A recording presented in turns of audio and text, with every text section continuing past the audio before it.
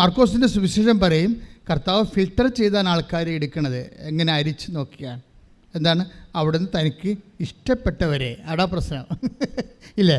മർക്കോസിൻ്റെ സുവിശേഷം 3:20 വായിച്ച്.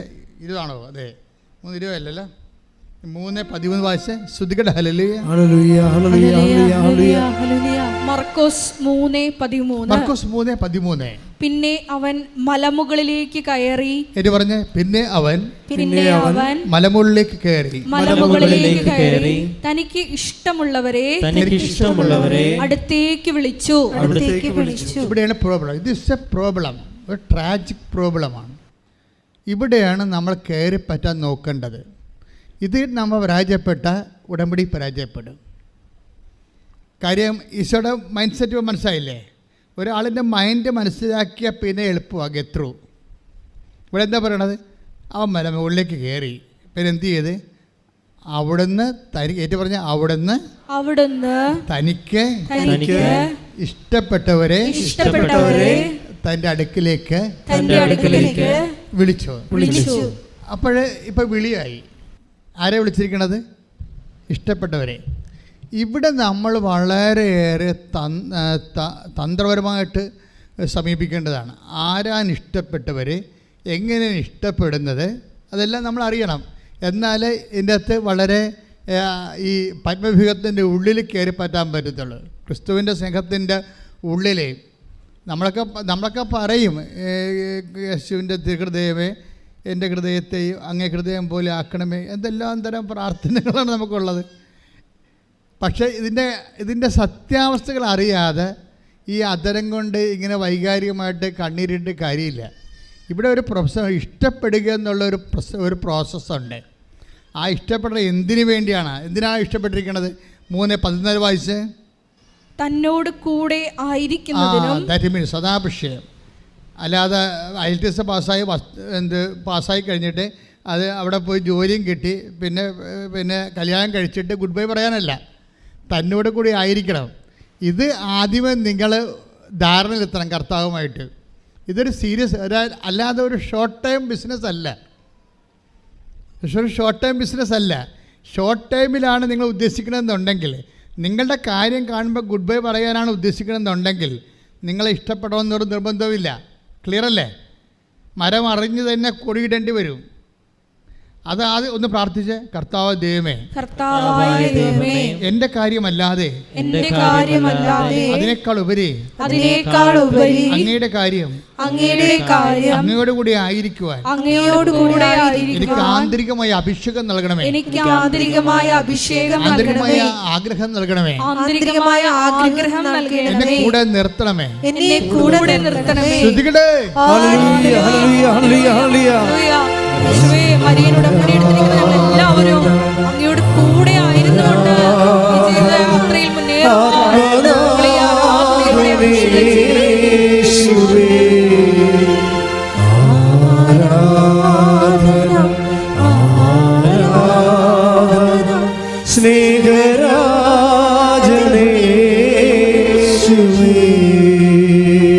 ഈ പാട്ടിലുണ്ടല്ലോ, ദൈവസ്നേഹമുള്ള മക്കളാണ് പാടുകയാണെങ്കിൽ കടൽ ഇരമ്പം പോലെ ഇരിക്കും. ഇവിടെ ജീവനോടെ ഈശോ എഴുന്നള്ളിയിരിക്കുമ്പോൾ അമ്മയും പിതാവായ ദൈവവും എല്ലാവരും സാന്നിധ്യം നൽകുമ്പോൾ, 10,000കണക്കിന് മാലാഖമാർ നിൽക്കുമ്പോൾ, സ്വർഗത്തിൻ്റെ സന്നിധി നിൽക്കുമ്പോൾ നമ്മളുടെ സ്തുതിപ്പെല്ലാം ഒരു കടലിരമ്പം പോലെ ആയിരിക്കണം. എൻ്റെ പ്രിയപ്പെട്ടവരെ, അപ്പോൾ ഈ ഒരു വിഷയമുണ്ട്. എന്താണ്? ഈശോൻ്റെ കൂടെ ആയിരിക്കാൻ ആഗ്രഹിക്കുന്നവരെയാണ് ഈശോ ഇഷ്ടപ്പെടുക. ക്ലിയർ അല്ലേ? അത് ഭയങ്കര സീരിയസ് വിഷയമാണ്. ഞാനിതിൻ്റെ ഒരു പൂട്ടാണ് ഓപ്പൺ ചെയ്തിരിക്കുന്നത്. ഇനി എത്രയോ പൂട്ട് കിടക്കണം. ആദ്യം ഈശോയുമായിട്ട് നിങ്ങൾ ഒരു അഭിമുഖത്തിന് സമയം കുറിച്ച് നിങ്ങൾ ആദ്യം ചിന്തിക്കേണ്ട കാര്യം ഇതാണ്: ഇതൊരു ഷോർട്ട് ടൈം ബിസിനസ് അല്ല, ഇതൊരു ലോങ് ടൈം പ്രോജക്റ്റാണ്. എന്താണ് അത് ആദ്യമേ എൻ്റെ മക്കൾ തീരുമാനിക്കണം. അതാദ്യമേ. അതായത് എൻ്റെ ജന്മം ഇവിടെ തീരണത് വരെ ഞാൻ നിൻ്റെ കൂടെ ഉണ്ടായിരിക്കാൻ ഞാൻ ആഗ്രഹിക്കുന്നു, മനസ്സുകൊണ്ട് കൊതിക്കുന്നു എന്ന് പറഞ്ഞേ. എൻ്റെ ജന്മം ഇവിടെ തീരുവോളോ സുവിശേഷം പറയുന്ന പോലെ നിന്റെ കൂടെ ആയിരിക്കാൻ നിനക്ക് വേണ്ടി ജീവിക്കാൻ ഞാൻ കൊതിക്കുന്ന നിന്നോടുള്ള സ്നേഹത്താൽ എൻ്റെ അന്തരാത്മാവിനെ അഭിഷേകം ചെയ്യണമേ. സ്തുതിക്കട്ടെ. യേശുവേ ആരാധന. ഹല്ലേലൂയ.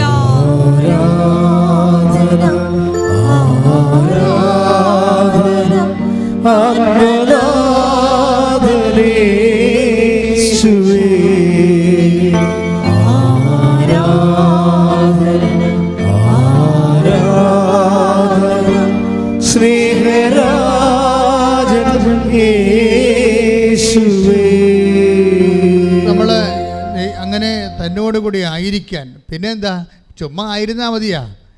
ആയിരുന്നത് കൊണ്ട് കാര്യമൊന്നുമില്ല. പണ്ടത് മറിയം ആയിരുന്ന പോലെ ഇരിക്കും. മറിയം നല്ല ഭാഗം തിരഞ്ഞെടുത്തെന്ന് പറയും.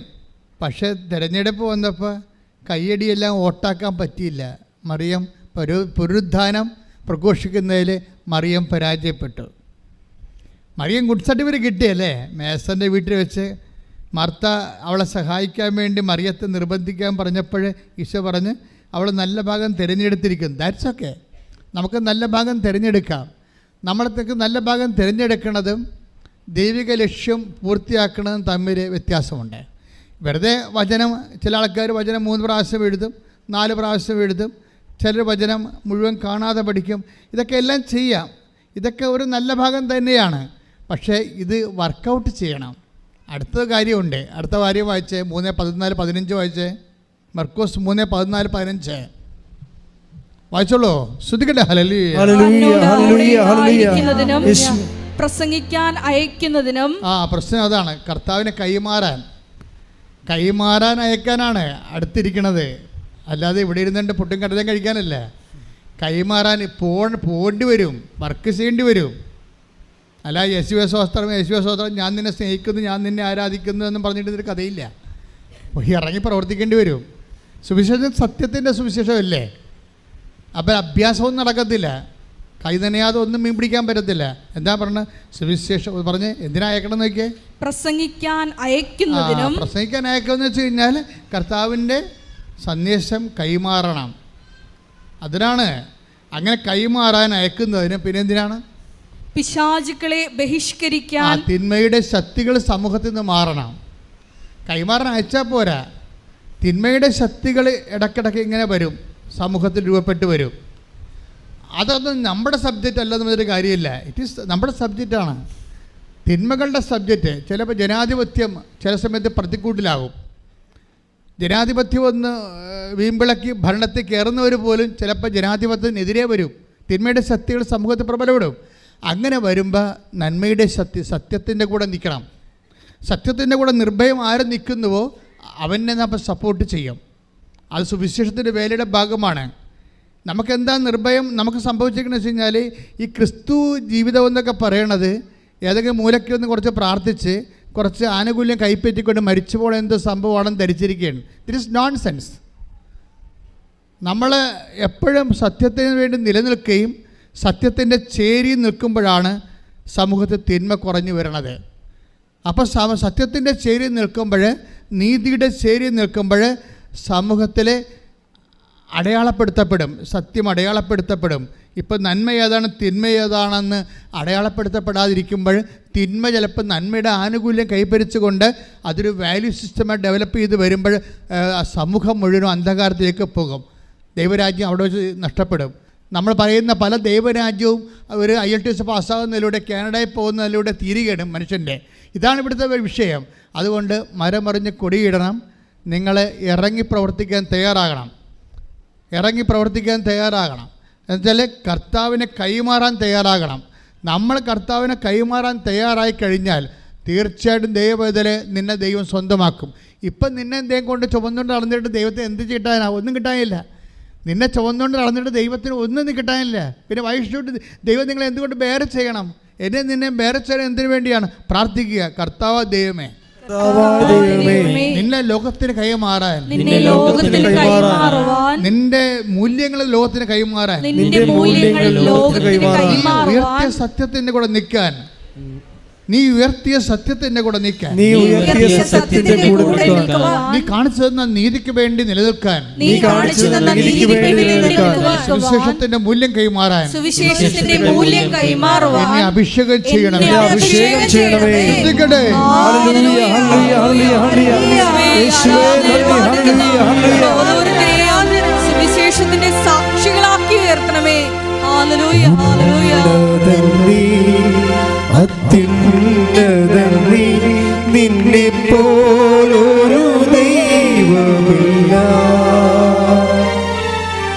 ഉന്നതൻ നീ, അത്യുന്നതൻ നീ, നിന്നെ പോലൊരു ദൈവമില്ല. അത്ഭുതമാ, അതിശയമാ, നീ മാത്രമൻ ദൈവമെന്നും. അത്ഭുതമാ, അതിശയമാ, നീ മാത്രമൻ ദൈവമെന്നും. പരിശുദ്ധ പരമ ദിവ്യകാരുണ്യത്തിന് എന്നേരവും ആരാധനയും സ്തുതിയും പുകഴ്ചയും ഉണ്ടായിരിക്കട്ടെ. എൻ്റെ പ്രിയപ്പെട്ടവരെ, നിങ്ങൾക്കൊരു സത്യം പറയട്ടെ. അതായത് ഇന്ന് ലോകത്ത് ലഭ്യമായ ഏറ്റവും സമയ ചുരുക്കത്തിൻ്റെ പദ്ധതി ഉടമ്പടിയാണ്.